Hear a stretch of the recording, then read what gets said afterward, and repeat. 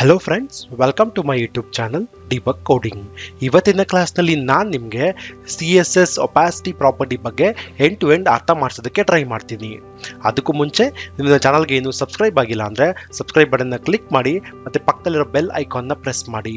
ಹೀಗೆ ಮಾಡೋದ್ರಿಂದ ನನ್ನ ಲೇಟೆಸ್ಟ್ ವಿಡಿಯೋಗಳು ನಿಮಗೆ ಈಸಿಯಾಗಿ ಸಿಗ್ತಾ ಹೋಗುತ್ತೆ. CSS ಒಪಾಸಿಟಿ ಪ್ರಾಪರ್ಟಿ ಬಗ್ಗೆ ಥಿಯರಿ ಅರ್ಥ ಮಾಡ್ಕೊಳ್ಳೋಣ. ಅದಾದಮೇಲೆ ನಿಮಗೆ ಒಂದು ಬ್ಯೂಟಿಫುಲ್ ಡೆಮೋ ತೋರಿಸ್ತೀನಿ. ಆ ಡೆಮೋದಲ್ಲಿ ನಿಮಗೆ ಕ್ಲಿಯರ್ ಆಗಿ ಅರ್ಥ ಆಗುತ್ತೆ CSS ಒಪಾಸಿಟಿ ಪ್ರಾಪರ್ಟಿನ ನಾವು ವೆಬ್ ಪೇಜಲ್ಲಿ ಎಷ್ಟು ಎಫೆಕ್ಟಿವ್ ಆಗಿ ಯೂಸ್ ಮಾಡ್ಬೋದು ಅಂತ. ಸೊ ಥಿಯರಿ ಅರ್ಥ ಮಾಡ್ಕೊಳ್ಳೋಣ.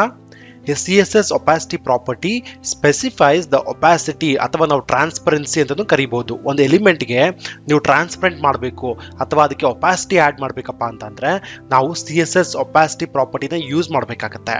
ಸೊ ಇದು ಫಸ್ಟ್ ಸೆಂಟೆನ್ಸ್ ಮೀನಿಂಗ್ ಆಗುತ್ತೆ. CSS opacity property can take a value from 0.0 to 1.0. ಅಂದರೆ ಇವಾಗ ನಿಮ್ಮ ಹತ್ರ ಒಂದು ಡ್ಯೂ ಇದೆ, ಆ ಡ್ಯೂ ಎಲಿಮೆಂಟ್ಗೆ ಒಂದು ಬ್ಯಾಕ್ಗ್ರೌಂಡ್ ಕಲರ್ ಕೊಟ್ಟಿರ್ತೀರಾ. ಸೊ ಫಾರ್ ಎಕ್ಸಾಂಪಲ್ ಡ್ಯೂಗೆ ಬ್ಯಾಕ್ಗ್ರೌಂಡ್ ಕಲರ್ ರೆಡ್ ಕೊಟ್ಟಿದ್ದೀರಾ. ಇವಾಗ ಆ ರೆಡ್ ಕಲರ್ನ ನೀವು ಟ್ರಾನ್ಸ್ಪರೆಂಟ್ ಮಾಡಬೇಕು ಅಂದರೆ ಅದನ್ನ ತುಂಬ ಡಾರ್ಕ್ ರೆಡ್ ಇದೆ, ಅದನ್ನ ನೀವು ಡೈಲ್ಯೂಟ್ ಮಾಡ್ತಾ ಹೋಗಬೇಕು. ಅಂದರೆ ಲೈಟ್ ರೆಡ್ ಮಾಡಬೇಕು ಅಂತ ಅಂದರೆ ಹೇಗೆ ಮಾಡೋಕ್ಕೆ ಸಾಧ್ಯ? ನಾವು CSS ಪ್ರಾಪರ್ಟಿ ಒಪಾಸಿಟಿ ಪ್ರಾಪರ್ಟಿನ ಯೂಸ್ ಮಾಡಿಕೊಂಡು ಮಾಡ್ಬೋದು. ಒಪಾಸಿಟಿ ಪ್ರಾಪರ್ಟಿ ಇದೆ ಅಲ್ವಾ, ಅದು ವ್ಯಾಲ್ಯೂಸ್ ತೊಗೊಳುತ್ತೆ, ಅಂದರೆ ನ್ಯೂಮರಿಕ್ ವ್ಯಾಲ್ಯೂಸ್ನ ತೊಗೊಳುತ್ತೆ. ಅದ್ರ ವ್ಯಾಲ್ಯೂ ರೇಂಜ್ ಬಂದು 0 ಇಂದ 1 ವರೆಗೂ. ಅಂದರೆ ನೀವು CSS ಒಪಾಸಿಟಿ ಪ್ರಾಪರ್ಟಿನ 0.1 ಅಂತ ಕೊಡ್ಬೋದು, 0.2 ಅಂತ ಕೊಡ್ಬೋದು, ಅಪ್ ಟು 1 ವರೆಗೂ ಕೊಡ್ಬೋದು. 1 ಮೇಲೆ ನೀವೇನು ಕೊಟ್ಟರು ಅದು ತಗೊಳ್ಳೋದಿಲ್ಲ, ಮತ್ತೆ ನೆಗೆಟಿವ್ ವ್ಯಾಲ್ಯೂ ಅಂದರೆ 0ಗಿಂತ ಕೆಳಗಡೆ ಕೊಟ್ಟರು ಅದು ಕನ್ಸಿಡರ್ ಮಾಡೋದಿಲ್ಲ. ಸೊ ಇದು ಒಪಾಸಿಟಿ ಪ್ರಾಪರ್ಟಿಗೆ ನಾವು ಕೊಡೋ ವ್ಯಾಲ್ಯೂಸ್ ಆಗುತ್ತೆ. ಅದರ ರೇಂಜ್ ಬಂದ್ರು 0 to 1. ಓಕೆ, ಆ್ಯಂಡ್ ಇವಾಗ the lower the value the more transparent. For example ಇವಾಗ ನೀವು ಡ್ಯೂಗೆ ಒಂದು ಬ್ಯಾಕ್ಗ್ರೌಂಡ್ ಕಲರ್ ಸೆಟ್ ಮಾಡಿದ್ದೀರಾ. ಇವಾಗ ಒಪಾಸಿಟಿ ಪ್ರಾಪರ್ಟಿ ಬಂದು ನೀವು ವ್ಯಾಲ್ಯೂನ 0.1 ಕೊಡ್ತೀರಾ.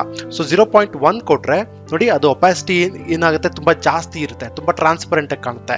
ಹಾಗೆ ನೀವು ಇನ್ಕ್ರೀಸ್ ಮಾಡ್ತಾ ಹೋದಂಗೆ 1 2 3 4 5 6 7 8 9 1 ಅಂತ ಕೊಟ್ರೆ 1 ಕೊಟ್ರೆ ಅದು ಲೆಸ್ ಟ್ರಾನ್ಸ್ಪರೆಂಟ್, 0.1 ಕೊಟ್ರೆ ಅದು ಮೋರ್ ಟ್ರಾನ್ಸ್ಪರೆಂಟ್.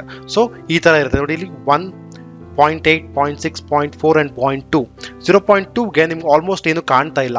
ಸೊ ಒಪಾಸಿಟಿ ಜಾಸ್ತಿ ಇರಬೇಕು ಅಂತ ಅಂದರೆ ನೀವು ಲೆಸರ್ ದ ವ್ಯಾಲ್ಯೂ ಕೊಡಬೇಕು. ಒಪಾಸಿಟಿ ಕಡಿಮೆ ಆಗಬೇಕಪ್ಪ ಅಂತ ಅಂದರೆ ಹೈಯರ್ ದ ವ್ಯಾಲ್ಯೂ ಕೊಡಬೇಕು. ಅಂದರೆ ಮ್ಯಾಕ್ಸಿಮಮ್ ವ್ಯಾಲ್ಯೂ 1. ಸೊ ನೀವು ಇನ್ಕ್ರೀಸ್ ಮಾಡ್ತಾ ಹೋದಂಗೆ ಒಪಾಸಿಟಿ ಕಡಿಮೆ ಆಗ್ತಾ ಹೋಗುತ್ತೆ. ಸೊ ಇದು ಒಪಾಸಿಟಿ ಪ್ರಾಪರ್ಟಿ ಬಗ್ಗೆ ಥಿಯರಿ ಅರ್ಥ ಮಾಡ್ಕೊಂಡ್ವಿ. ಇವಾಗ ಏನು ಮಾಡೋಣ, ಒಂದು ಬ್ಯೂಟಿಫುಲ್ ಡೆಮೋ ನೋಡೋಣ. ಡೆಮೋದಲ್ಲಿ ನಿಮಗೆ 100% ಅರ್ಥ ಮಾಡಿಸ್ತೀನಿ ಒಪಾಸಿಟಿ ಪ್ರಾಪರ್ಟಿನ ನಾವು ವೆಬ್ ಪೇಜಲ್ಲಿ ಹೇಗೆ ಯೂಸ್ ಮಾಡಬೇಕು ಅಂತ. ಸೊ ಇವಾಗ ಇಮಿಡಿಯೇಟಾಗಿ ವಿಜುವಲ್ ಸ್ಟುಡಿಯೋ ಕೋಡ್ಗೆ ಹೋಗ್ಬಿಟ್ಟು ನಮಗೊಂದು ಬ್ಯೂಟಿಫುಲ್ ಡೆಮೋ ತೋರಿಸ್ತೀನಿ. ನಾನು already visual studio code open ಮಾಡ್ಕೊಂಡಿದ್ದೀನಿ. ಇವಾಗ ಒಂದು ಬ್ಯೂಟಿಫುಲ್ ಡೆಮೋ ನೋಡೋಣ. ಒಪಾಸಿಟಿನ ತುಂಬ ಈಸಿಯಾಗಿ ಅರ್ಥ ಮಾಡ್ಕೊಳ್ಳೋಣ. ಸೊ ನಾನೇನು ಮಾಡ್ತೀನಿ, ನಾನು HTML ಪೇಜಲ್ಲಿ ಒಂದು ಡ್ಯೂ ಎಲಿಮೆಂಟ್ನ ತಗೊತೀನಿ. ಇದರೊಳಗೆ ಕಂಟೆಂಟ್ ಹಾಕೋಣ, ಲೋರೆಮ್ ಅಂತ. ಓಕೆ, ಸಮ್ ಡಮ್ಮಿ ಕಂಟೆಂಟ್ ಹಾಕಿದ್ದೀನಿ.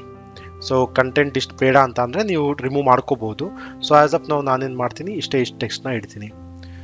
ಓಕೆ, ಸೊ ಆ್ಯಸ್ ಆಫ್ ನಾವು ಒಂದು ಡ್ಯೂ ಇದೆ, ಅದರೊಳಗಡೆ ಸ್ವಲ್ಪ ಕಂಟೆಂಟ್ ಹಾಕಿದ್ದೀನಿ.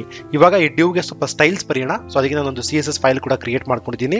ಇಲ್ಲಿ ಡ್ಯೂ ಟ್ಯಾಗ್ ಅಂತ ಸ್ಪೆಸಿಫೈ ಮಾಡಿ ಆ ಟ್ಯಾಗ್ಗೆ ನಾನು ಸ್ಟೈಲ್ಸ್ ಬರೀತೀನಿ. ಸೊ ಏನಪ್ಪ ಸ್ಟೈಲ್ಸ್ ಅಂತ ಅಂದರೆ ಫಸ್ಟು ಬಾರ್ಡರ್ ಹಾಕೋಣ. ಬಾರ್ಡರ್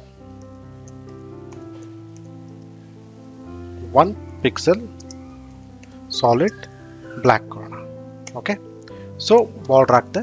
ಅದೇ ರೀತಿ ಸ್ವಲ್ಪ ಪ್ಯಾಡಿಂಗ್ ಹಾಕೋಣ. Padding 20 pixel. ಮತ್ತು ಬ್ಯಾಕ್ಗ್ರೌಂಡ್ ಕಲರ್ ಕೊಡೋಣ. ಬ್ಯಾಕ್ಗ್ರೌಂಡ್ ಕಲರ್ ಪರ್ಪಲ್ ಕೊಡೋಣ. ಓಕೆ, ಸೇವ್ ಮಾಡೋಣ. So colour of the text white ಕೊಡೋಣ, ಲುಕ್ ಚೆನ್ನಾಗಿರುತ್ತೆ. ಸ್ವಲ್ಪ ಫಾಂಟ್ ಸೈಜ್ ಕೂಡ ಇನ್ಕ್ರೀಸ್ ಮಾಡಿದ್ರೆ ಇಟ್ ಲುಕ್ಸ್ ಗ್ರೇಟ್ ಅಲ್ವಾ. ಸೊ ಫಾಂಟ್ ಸೈಜ್ ಪ್ರಾಪರ್ಟಿ ನಮ್ಗೆ ಆಲ್ರೆಡಿ ಗೊತ್ತಿದೆ. ಸೊ ಅರೌಂಡ್ 15 ಪಿಕ್ಸೆಲ್ ನಾನು ಕೊಡ್ತೀನಿ. ಸೇವ್ ಮಾಡೋಣ. ಸೊ ಇವಾಗ ಏನು ಮಾಡಿದ್ದೀನಿ, ಒಂದು ಡ್ಯೂ ಎಲಿಮೆಂಟ್ ತೊಗೊಂಡಿದ್ದೀನಿ, ಕಂಟೆಂಟ್ ಹಾಕಿದ್ದೀನಿ, ಆ ಡ್ಯೂಗೆ ಸ್ಟೈಲ್ ಬರ್ತಿದ್ದೀನಿ. ಸೊ ಇವಾಗ ಈ ಪೇಜ್ನ ರನ್ ಮಾಡಿ ನೋಡಬೇಕು ಔಟ್ಪುಟ್ ಯಾವ ರೀತಿ ಬರುತ್ತೆ ಬ್ರೌಸರಲ್ಲಿ ಅಂತ. ಸೊ ನಾನೇನು ಮಾಡಿದ್ದೀನಿ, ಈ ಡೆಮೋ ಫೋಲ್ಡರ್ನ ಎಲ್ಲಿ ಸೇವ್ ಮಾಡಿದ್ದೀನಪ್ಪ ಅಂತಂದರೆ ಡೆಸ್ಕ್ಟಾಪಲ್ಲಿ ಸೇವ್ ಮಾಡಿದ್ದೀನಿ. ಸೊ ಡೆಸ್ಕ್ಟಾಪ್ ನ್ಯಾವಿಗೇಟ್ ಆಗೋಣ. ನೋಡಿ ಇಲ್ಲಿದೆ. ಇದನ್ನು ಡಬಲ್ ಕ್ಲಿಕ್ ಮಾಡಿದ್ರೆ ನಿಮಗೆ ಇಲ್ಲಿ ಡೆಮೋ HTML ಪೇಜ್ ಕಾಣುತ್ತೆ. ಇದನ್ನ ಡಬಲ್ ಕ್ಲಿಕ್ ಮಾಡಿದಾಗ ಇದು ಬ್ರೌಸರಲ್ಲಿ ಓಪನ್ ಮಾಡಿ ನಿಮಗೆ ಔಟ್ಪುಟ್ ಕೊಡುತ್ತೆ. ನೋಡಿ ಇಲ್ಲಿ ಔಟ್ಪುಟ್ ಬರ್ತಾ ಇದೆ ಅಲ್ವಾ. ಸೊ ಇದು ನಾನು ಝೂಮ್ ಮಾಡಿದ್ದೀನಿ, ಈ ಝೂಮ್ ತೆಗಿಯೋಣ. ನೋಡಿ ಈ ಥರ ಕಾಣುತ್ತೆ ಅಲ್ವಾ. ಸೊ ಮತ್ತೆ ಝೂಮ್ ಮಾಡ್ತೀನಿ, ಸ್ವಲ್ಪ ಕ್ಲಿಯರಾಗಿ ಕಾಣಿಸೋದಕ್ಕೋಸ್ಕರ ಝೂಮ್ ಮಾಡ್ತಾ ಇದ್ದೀನಿ. ಸೊ ಇವಾಗ ಪರ್ಪಲ್ ತುಂಬ ಡಾರ್ಕ್ ಆಯಿತು. ಇವಾಗ ನಾನು ಇದನ್ನ ಒಪಾಸಿಟಿ ಮಾಡಬೇಕು, ಅಂದರೆ ಒಪಾಸಿಟಿ ಆ್ಯಡ್ ಮಾಡಬೇಕು, ಅಂದರೆ ಈ ಕಲರ್ನ ಡೈಲ್ಯೂಟ್ ಮಾಡಬೇಕು. ಇಷ್ಟು ಡಾರ್ಕ್ ನಂಗೆ ಬೇಡ ಅಂತಂದರೆ ಒಪಾಸಿಟಿ ಪ್ರಾಪರ್ಟಿ ಯೂಸ್ ಮಾಡಿಕೊಂಡು ನಾವು ಅದನ್ನ ಅಚೀವ್ ಮಾಡ್ಬೋದು. ಸೊ ಏನು ಮಾಡ್ತೀನಿ, ವಾಪಸ್ ನಮ್ಮ CSS ಇದಕ್ಕೆ ಹೋಗ್ತೀನಿ. ಇಲ್ಲಿ ಒಪಾಸಿಟಿ ಪ್ರಾಪರ್ಟಿ ಇದೆ ನೋಡಿ. ಇಲ್ಲಿ ಓಕೆ, ನಾನೇನು ಮಾಡ್ತೀನಿ, ಇಲ್ಲಿ ಫಸ್ಟ್ ಕಡಿಮೆ ವ್ಯಾಲ್ಯೂ ಕೊಡ್ತೀನಿ, 0.1 ಕೊಡ್ತೀನಿ. ನೋಡಿ 0.1 ಕೊಟ್ಟಾಗ ಯಾವ ರೀತಿ ಬರುತ್ತೆ ಅದನ್ನ ಔಟ್ಪುಟ್ ತೋರಿಸ್ತೀನಿ. ಇವಾಗ ರಿಫ್ರೆಶ್ ಮಾಡೋಣ. ನೋಡಿ ಇಲ್ಲಿ ಆ್ಯಕ್ಚುಲಿ ನಿಮಗೆ ಕಾಣ್ತಾ ಇದೆ ಅಲ್ವಾ, ಲೋರೆಮ್ ಎಪ್ಸಮ್ ಅಂತ ಏನೋ ಕಾಣ್ತಾ ಇದೆ ಅಲ್ವಾ. ಬ್ಯಾಕ್ಗ್ರೌಂಡ್ ಕಲರ್ ಪರ್ಪಲ್ ಇತ್ತು, ಬಟ್ ಏನಾಗಿದೆ ಇವಾಗ ಅದು ಒಪಾಸಿಟಿ ಆ್ಯಡ್ ಮಾಡಿರೋದ್ರಿಂದ ತುಂಬ ಡೈಲ್ಯೂಟ್ ಆಗಿದೆ, ಅಂದರೆ ಮೋರ್ ಟ್ರಾನ್ಸ್ಪರೆಂಟ್ ಆಗಿದೆ, ನಮಗೇನು ಕಾಣ್ತಾ ಇಲ್ಲ. ಸೊ ಕಡಿಮೆ ಮಾಡೋಣ ಒಪಾಸಿಟಿನ. ಸೊ ಒಪಾಸಿಟಿ ಬಂದು ಅಲ್ಲಿ 0.7. ಸೊ ವಾಪಸ್ ಹೋಗೋಣ, ಇಲ್ಲಿ ರಿಫ್ರೆಶ್ ಮಾಡೋಣ. ನೋಡಿ ಇಲ್ಲಿ ಒರಿಜಿನಲ್ ಕಲರ್ಗೂ ಇದಕ್ಕೂ ತುಂಬ ಡಿಫ್ರೆನ್ಸ್ ಇದೆ, ತುಂಬ ಡೈಲ್ಯೂಟ್ ಆಗಿದೆ ಅಲ್ವಾ. ಸೊ ನಿಮ್ಗೆ ಇವಾಗ ಒರಿಜಿನಲ್ ಕಲರ್ ಬೇಕಪ್ಪ ಅಂತ ಅಂದರೆ ಜಸ್ಟ್ 1 ಕೊಡಿ, ಅಂದರೆ ಇದು ಒಪಾಸಿಟಿ ಆ್ಯಡ್ ಮಾಡೋದೇ ಇಲ್ಲ. ಓಕೆ, ಆ್ಯಸ್ ಯೂಶುವಲ್ ಮೊದಲು ಹೆಂಗಿತ್ತು ಆ ಥರ ಬರುತ್ತೆ. ಸೊ ಅರ್ಥ ಆಯ್ತು ಅಂದ್ಕೋತೀನಿ ಒಪಾಸಿಟಿನ ನಾವು ಯಾವ ರೀತಿ ಯೂಸ್ ಮಾಡ್ಬೋದು ಅಂತ. ಫಾರ್ ಎಕ್ಸಾಂಪಲ್ ಒಪಾಸಿಟಿ ನನಗೆ ಇದ್ರ ಮೇಲೆ ಓವರ್ ಮಾಡಿದಾಗ ಮಾತ್ರ ಆ್ಯಡ್ ಆಗಬೇಕು ಅಂತಂದರೆ ಅದನ್ನು ಮಾಡ್ಬೋದು, ವೆರಿ ಸಿಂಪಲ್, ಏನಿಲ್ಲ. ಇಲ್ಲಿ ನೋಡಿ ಒಪಾಸಿಟಿ ಇಲ್ಲಿಂದ ರಿಮೂವ್ ಮಾಡಿಬಿಡಿ. ಸೊ ಯಾವಾಗ ಬೇಕು ಒಪಾಸಿಟಿ ಆ್ಯಡ್ ಆಗೋದು, ಆ ಡ್ಯೂ ಮೇಲೆ ಓವರ್ ಮಾಡಿದಾಗ. ಸೊ ನಮ್ಗೆ ಆಲ್ರೆಡಿ ಸುಡೋ ಕ್ಲಾಸಸ್ ಗೊತ್ತಿದೆ. ಸೊ ನೋಡಿ ಇಲ್ಲಿ ಓವರ್ ಸೆಲೆಕ್ಟ್ ಮಾಡೋಣ. ಸೊ ಡ್ಯೂ ಓವರ್ ಮಾಡಿದಾಗ ಒಪಾಸಿಟಿ ಆ್ಯಡ್ ಆಗಬೇಕು ಅಂತ ನಾನು ಹೇಳ್ತಾ ಇದ್ದೀನಿ. ಸೊ 0.6 ಸೇವ್ ಮಾಡೋಣ. ಇವಾಗ ನಿಮಗೆ ಡಿಫ್ರೆನ್ಸ್ ಗೊತ್ತಾಗುತ್ತೆ, ಒರಿಜಿನಲ್ ಯಾವ ಥರ ಇರುತ್ತೆ, ರಿಫ್ರೆಶ್ ಮಾಡಿದಾಗ ಯಾವ ಥರ ಬರುತ್ತೆ. ನೋಡಿ ಈ ಥರ ಇದೆ, ಇದ್ರ ಮೇಲೆ ಓವರ್ ಮಾಡಿದಾಗ ನೋಡಿ ಒಪಾಸಿಟಿ ಆ್ಯಡ್ ಆಗ್ತದೆ. ಸೊ ಈ ಥರ ಸ್ಪೆಷಲ್ ಕೇಸಸಲ್ಲಿ ಕೂಡ ನೀವು ಒಪಾಸಿಟಿನ ಯೂಸ್ ಮಾಡ್ಬೋದು. ಸೊ ಇದು ಒಪಾಸಿಟಿ ಹೇಗೆ ಯೂಸ್ ಮಾಡೋದು ಅಂತ ನಾನು ನಿಮಗೆ ವೆಬ್ ಪೇಜಲ್ಲಿ ಕ್ಲಿಯರಾಗಿ ಅರ್ಥ ಮಾಡ್ತಿದ್ದೀನಿ. ಸೊ ನೀವು ಒಂದು ವೆಬ್ ಪೇಜ್ನ ಕ್ರಿಯೇಟ್ ಮಾಡಿದಾಗ ಅಥವಾ ಒಂದು ವೆಬ್ಸೈಟಲ್ಲಿ ವರ್ಕ್ ಮಾಡಿದಾಗ ಒಪಾಸಿಟಿನ ಸಮ್ಟೈಮ್ಸ್ ಯೂಸ್ ಮಾಡಲೇಬೇಕಾಗುತ್ತೆ. ಮತ್ತು ಇಂಟರ್ವ್ಯೂಗಳಲ್ಲಿ ನೀವು ಫ್ರೆಶರ್ ಆಗಿದ್ದರೆ ನಿಮಗೆ ಇಂಟರ್ವ್ಯೂಗಳಲ್ಲಿ ಇದನ್ನ ಈ ಕ್ವಶನ್ ಕೇಳೋದು ತುಂಬ ಚಾನ್ಸಸ್ ಇರುತ್ತೆ. ಸೊ ಹಾಗಾಗಿ ಒಪಾಸಿಟಿ ಬಗ್ಗೆ ಸ್ವಲ್ಪ ನಾಲೆಡ್ಜ್ ಇರಲಿ, ಕ್ಲಿಯರಾಗಿ ಅರ್ಥ ಮಾಡ್ಕೊಳ್ಳಿ. ಓಕೆ, ಸೊ ಇದು ಒಪಾಸಿಟಿ ಬಗ್ಗೆ ನಾವು ನಿಮಗೆ ಅರ್ಥ ಮಾಡಿಸೋದಕ್ಕೆ ಟ್ರೈ ಮಾಡಿದ್ದು. ಸೊ ಅರ್ಥ ಆಗಿದೆ ಅಂತ ಅನ್ಕೊಂತೀನಿ. ನೆಕ್ಸ್ಟ್ ಚಾಪ್ಟರ್ಲಿ ನಾನು ನಿಮಗೆ CSS ಫಾರ್ಮ್ಸ್ ಬಗ್ಗೆ ಕ್ಲಿಯರಾಗಿ ಅರ್ಥ ಮಾಡಿಸೋದಕ್ಕೆ ಟ್ರೈ ಮಾಡ್ತೀನಿ.